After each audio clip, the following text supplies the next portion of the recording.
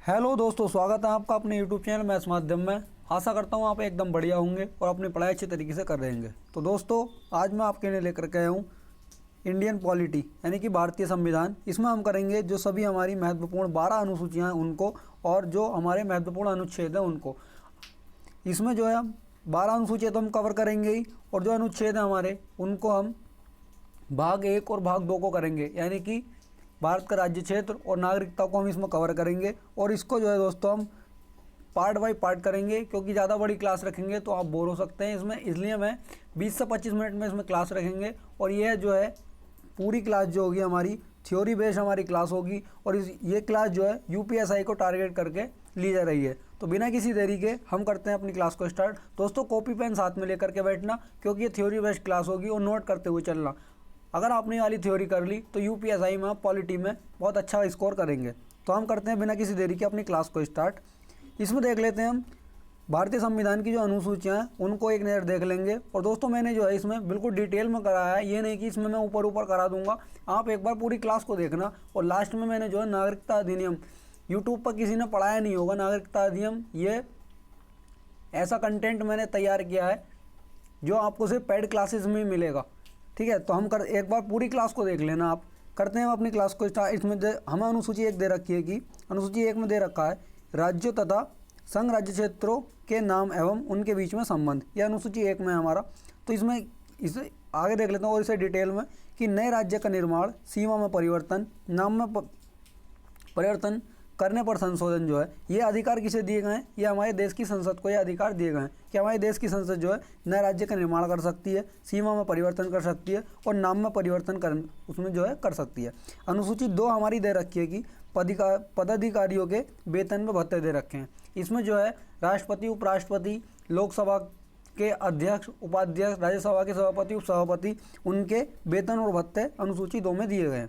ठीक है, जो हमारे सारे पदाधिकारी होते हैं। ठीक, आगे देख लेते हैं हम कौन कौन से हमारे पदाधिकारी हैं जिनके वेतन और भत्तों की बात अनुसूची 2 में की गई है। तो इसमें हो जाएंगे हमारे भारत के राष्ट्रपति, सभी राज्यों के राज्यपाल, लोकसभा के अध्यक्ष व उपाध्यक्ष, राज्यसभा के सभापति व उपसभापति, और हमारे विधानसभा के अध्यक्ष व उपाध्यक्ष हो जाएंगे, विधान परिषद के सभापति व उपसभापति, सर्वोच्च न्यायालय के न्यायाधीश, उच्च न्यायालय के न्यायाधीश, नियंत्रक एवं महालेखा परीक्षक यानी CAG, comptroller and auditor general. ठीक है दोस्तों, इस चीज़ को आप नोट करके चलना। अगर आपने नोट कर लिया और 1-2 बार इस क्लास को रिवाइज कर लेना कि थ्योरी बेस्ड क्लास है।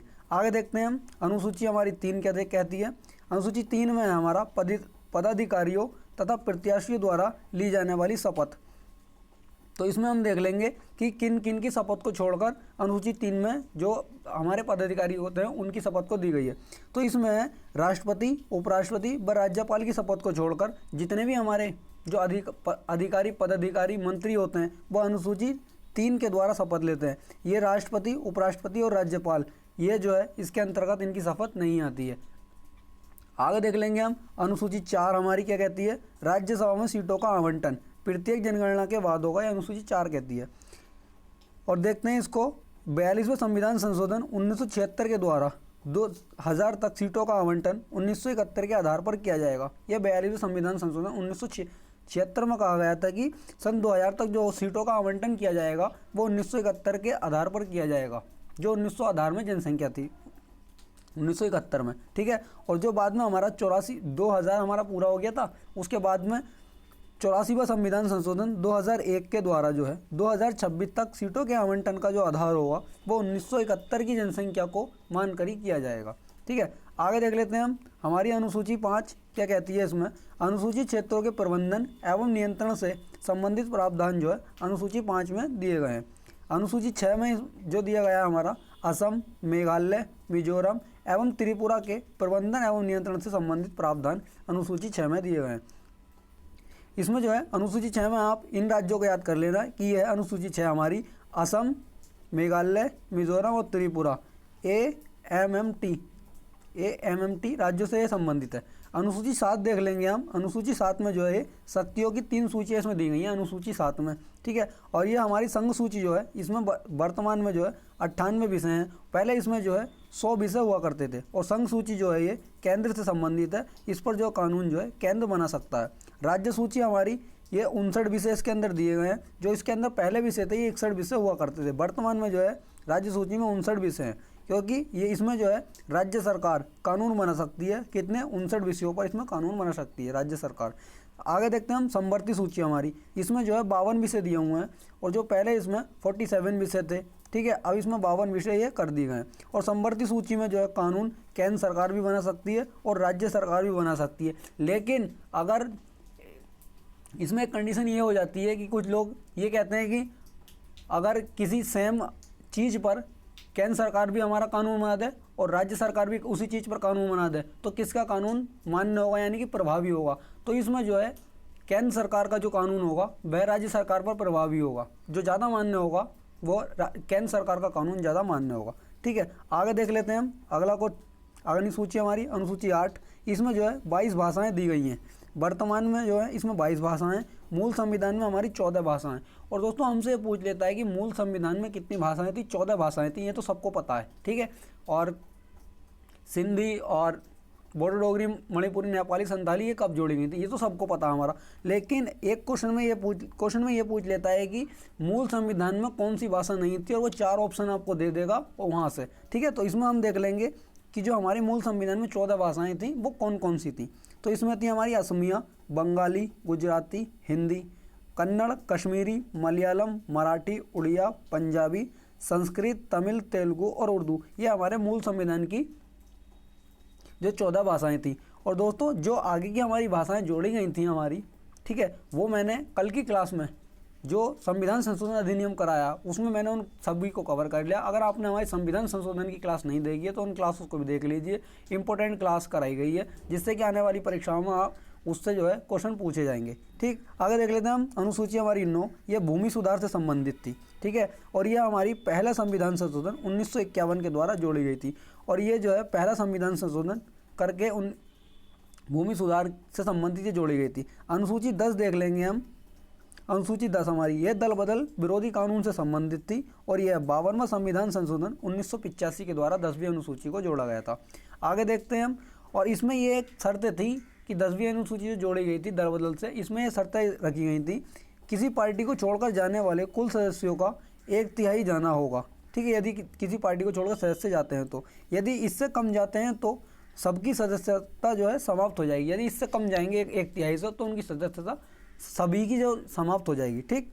बाद में जो है 91वां संविधान संशोधन 2003 के द्वारा सदस्यों की संख्या 1/3 से बढ़ा करके 2/3 कर दी गई थी, ठीक। अनुसूची 11 देख लेंगे हम, यह पंचायती राज से संबंधित है।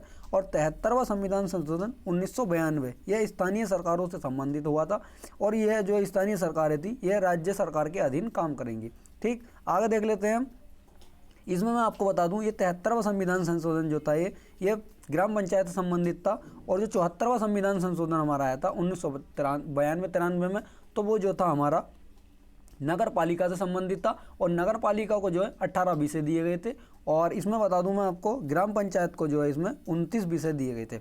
आगे चलते हैं हम, देख लेते हैं अनुसूची नंबर 12 हमारी, यह नगर पालिका से संबंधित था। यह 74वें संविधान संशोधन 1992 के द्वारा इसको जोड़ा गया था। और इसमें 18 विषयों पर राज्य सरकार द्वारा इसको जो है 18 विषय दिए गए थे। और ग्राम पंचायत को मैंने आपको बताया इसमें जो है 29 विषय दिए गए थे, ठीक। आगे देख लेते हैं हम संविधान के भाग एवं अनुच्छेद। दोस्तों क्लास आपको अच्छी लगी तो क्लास को एक बार शेयर जरूर करना, क्योंकि ये कंटेंट ऐसा है कि लोग इसे जो है पेड बैच में ही पढ़ाते हैं। इसमें जो है मैंने आपको यूट्यूब पर मैं इसको फ्री स्टार्ट कर रहा हूँ, क्योंकि दोस्तों ये होता है अधिकतर कि लोग जो है सब्सक्राइबर देखकर और व्यूज़ देखकर ही क्लास में जो है रुकते हैं। लेकिन हाँ, क्लास आपके लिए बेनिफिशियल बहुत रहेगी। तो हम इसमें देख लेते हैं, तो नोट करते हुए जरूर चलना साथ में इसको। संविधान के भाग एवं अनुच्छेद, भाग 1 देख लेते हैं। भाग 1 में हमारा क्या कहा गया है कि संघ और उसका क्षेत्र जो है भाग 1 में है। और यह भाग 1 जो है अनुच्छेद 1 से 4 तक है, ठीक। आगे चलते हैं हम, इसमें देख लेंगे अनुच्छेद 1 हमारा क्या कहता है, भारत राज्यों का संघ होगा, यह अनुच्छेद 1 कहता है। और जो हमारे राज्य हैं वर्तमान में 28 राज्य हैं और केंद्र शासित प्रदेश कितने हैं हमारे, ये 8 हमारे केंद्र शासित प्रदेश हैं, ठीक है। और इसमें 14वां संविधान संशोधन 1962 के द्वारा पुडुचेरी में विधानसभा को बनाया गया था। भारत में 3 ही ऐसे केंद्र शासित प्रदेश हैं जिनकी खुद की विधानसभा है। वो कौन कौन से, एक तो पुदुचेरी हो जाएगा हमारा, एक दिल्ली हो जाएगा, एक हमारा जम्मू कश्मीर हो जाएगा, ठीक है। और ये जो पुदुचेरी की विधानसभा को किस आर्टिकल के द्वारा जोड़ा गया था, यह आर्टिकल 239A के द्वारा इसको जोड़ा गया था। बाद में हमारा 69वां 69 कॉन्स्टिट्यूशनल अमेंडमेंट 1991 दिल्ली का नाम NCR कर दिया गया था, यानी कि राष्ट्रीय राजधानी क्षेत्र। और यह आर्टिकल किसमें किया गया था, यह 239A के सब क्लोज ए में किया गया था। और जो है इसी संविधान संशोधन के द्वारा अनुच्छेद 39A के सब क्लोज 239A के सब क्लोज बी में दिल्ली को विधानसभा दी गई थी। अनुच्छेद 2 हमारा क्या कहता है, अनुच्छेद 2 कहता है नए राज्यों की स्थापना एवं प्रवेश, ये किसके द्वारा होगा, ये संसद के द्वारा ही होगा। ये अधिकार किसे दिए गए हैं, संसद को शामिल करने के अधिकार दिए गए अनुच्छेद 2 में। आगे चलते हैं, हम आगे देख लेते हैं। और इसमें जो है 35वां संविधान संशोधन 1974 में सिक्किम को सहयोगी राज्य का दर्जा दिया गया था। और जो 36वां हमारा संविधान संशोधन 1975 हुआ था, इसमें सिक्किम को पूर्ण राज्य का दर्जा दिया गया था। और दोस्तों मैं इसमें बता दूं, जो है सिक्किम पहले क्या हुआ करता था, सिक्किम जो है चोग्याल वंश साम्राज्य का एक हिस्सा हुआ करता था। इसको जो भारत में 1974-75 में शामिल कर लिया गया था। आगे देखते हैं, अनुच्छेद हमारा 3 क्या कहता है, एक या एक से अधिक राज्यों से नए राज्यों का निर्माण करना, राज्यों की सीमा में परिवर्तन, नाम में परिवर्तन करना, यह अनुच्छेद हमारा 3 के द्वारा होता है। और ये करने का अधिकार किसे दिया गया है, ये संसद को ये करने के अधिकार दिए गए हैं, ठीक है। आर्टिकल देख लेना, आर्टिकल 4 हमें क्या कहता है, अनुच्छेद 2 व अनुच्छेद 3 के तहत राज्यों का निर्माण संविधान संशोधन नहीं माना जाएगा। यानी कि जो राज्यों की सीमाओं में और राज्यों के निर्माण में जो परिवर्तन होता है, उनको आर्टिकल 368 के तहत नहीं किया जाएगा, ठीक है। इसमें कार्य साधारण बहुमत से होगा, अनुच्छेद 368 की इसके लिए आवश्यकता नहीं है। आगे चलते हैं, हम देख लेंगे भाग 2 हमारा क्या है, भाग 2 नागरिकता से संबंधित है ये, ठीक है। भाग 2 नागरिकता से, इसमें अनुच्छेद 5 से 11 तक आते हैं नागरिकता में। दोस्तों क्लास को जो है, अगर आपको क्लास अच्छी लगी हो तो क्लास को शेयर जरूर करना, क्योंकि बेस्ट क्वेश्चन इसमें जो है बेस्ट थ्योरी कराई जा रही है। और ये UPSI के लिए बहुत बेनिफिशियल रहेगी। अगर आपने ये हमारी जो सीरीज हम स्टार्ट करने जा रहे हैं, अगर आपने इस सीरीज़ को कर लिया तो ये आपसे वादा करता हूँ तो UPSI में पॉलिटी में आप बेस्ट करके आएंगे। और आप कमेंट करके ज़रूर बताना कि इस तरीके की क्लासेस आगे रखी जाएँ या ना रखी जाएँ, इसलिए मैं आपको ये पहली क्लास करा रहा हूँ, ठीक है। इसमें अनुच्छेद देख लेंगे हम, नागरिकता में भाग 2 में आती है हमारी नागरिकता। और इसमें अनुच्छेद जो है 5 से 11 इसके अंतर्गत आते हैं। अनुच्छेद 5 हमारा क्या कहता है, इसमें जो है अधिवास द्वारा नागरिकता, अधिवास द्वारा नागरिकता मतलब किस आधार पर दी जा सकती है, ठीक है। ये 26 जनवरी 1950 के आसपास से भारत में रह रहा हो कोई व्यक्ति है तो उसे अधिवास द्वारा नागरिकता, यानी कि निवास के द्वारा नागरिकता किस आधार पर दी जाएगी, यदि वह 26 जनवरी 1950 के आसपास से भारत में रह रहा हो, ठीक है। यदि उसका जन्म जो है भारत में हुआ तो उसे नागरिकता दे दी जाएगी, ठीक है। यदि उसके माता पिता का जन्म जो है भारत में हुआ हो, ठीक, माता और पिता दोनों का जन्म जो है भारत में हुआ हो, या संविधान लागू होने के 5 साल से वह भारत में रह रहा हो, संविधान लागू होने से पहले भारत में रह रहा हो, ठीक है। आगे देख लेते हैं हम, यह हमारा अनुच्छेद 5 के द्वारा हमने देख लिया क्या क्या शर्तें हमें दी गई थी। अनुच्छेद हमारा 6 क्या कहता है, पाकिस्तान से भारत आने वाले लोगों को नागरिकता, यह अनुच्छेद 6 में हमारा दिया गया है, ठीक है। और उन्हें नागरिकता किस आधार पर दी जाएगी, तो उसमें ये कहा गया था कि 19 जुलाई 1948 से पहले आए व्यक्तियों को नागरिकता दी जाएगी। जो 19 जुलाई 1948 से पहले आ गए थे उन्हें डायरेक्ट नागरिकता दे दी जाएगी। यदि इसके बाद आए व्यक्तियों को भारत में पहले 6 माह तक रहना होगा। जो 19 जुलाई 1948 से के बाद में जो आएंगे भारत में, तो उन्हें पहले भारत में 6 महीने तक रहना होगा, ठीक है। अनुच्छेद 7 देख लेते हैं हम। अनुच्छेद 7 कहता है हमारा, भारत से पाकिस्तान जाने वालों की नागरिकता, जो भारत से पाकिस्तान जाने। अब इसमें आप कहेंगे कि जो लोग भारत से पाकिस्तान चले गए तो उन्हें नागरिकता क्यों देंगे हम, तो इसी को भी आपको कन्फ्यूजन को दूर करने के लिए मैंने आगे रखा है कि आगे देख लेते हैं हम इसमें कि उन्हें किस आधार पर दी जाएगी। तो इसमें यह कहा गया था कि पाकिस्तान से वापस भारत आने वालों को नागरिकता, यानी कि जो लोग पहले जो हमारा देश का बंटवारा हुआ था, पहले लोग पाकिस्तान चले गए थे, फिर पाकिस्तान जाने के बाद फिर दोबारा वो भारत में आए थे, तो उन लोगों के लिए भी नागरिकता का प्रावधान किया गया था। तो पाकिस्तान से वापस भारत आने वालों को नागरिकता भी दी जाएगी। अनुच्छेद 8 हमारा क्या कहता है, भारतीय मूल के व्यक्ति, ये अनुच्छेद 8 में आते हैं, यानी कि PIO मतलब पर्सन्स ऑफ इंडियन ओरिजिन्स, ये है भारत का नागरिक नहीं होता है, ठीक है। और इन्हें जो नागरिकता है, भारत की नागरिकता लेने के लिए भारतीय दूतावास में इन्हें पंजीकरण कराना होगा, ये PIO को, ठीक है। ये PIO जो होते हैं ये भारत के नागरिक नहीं होते हैं।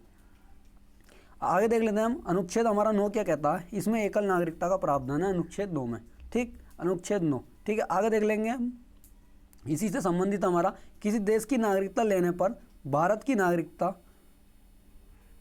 उसी क्षण स्वतः ही समाप्त हो जाएगी यदि कोई व्यक्ति, भारत में एकल नागरिकता का प्रावधान है, तो एकल नागरिकता का प्रावधान हमने ब्रिटेन से लिया है।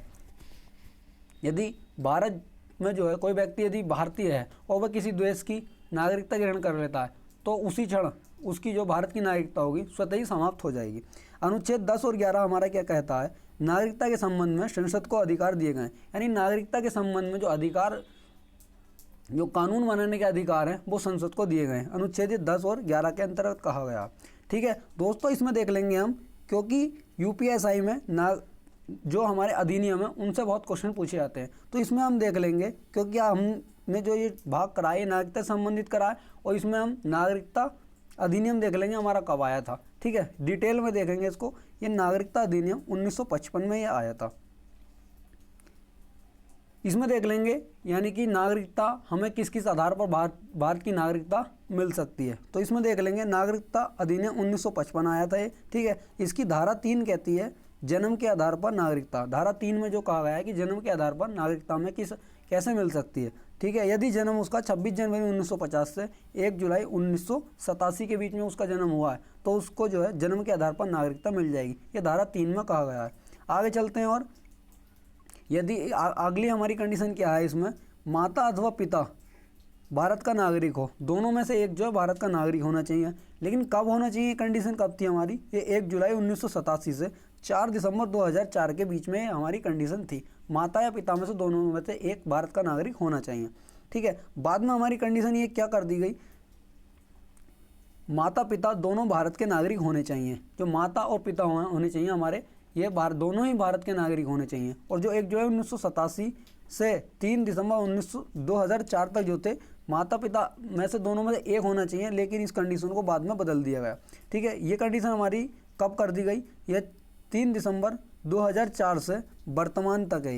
ये हमारी वर्तमान तक यही कंडीशन चल रही है कि माता पिता दोनों ही भारत के नागरिक होने चाहिए, तब आपको भारत की नागरिकता मिल सकती है।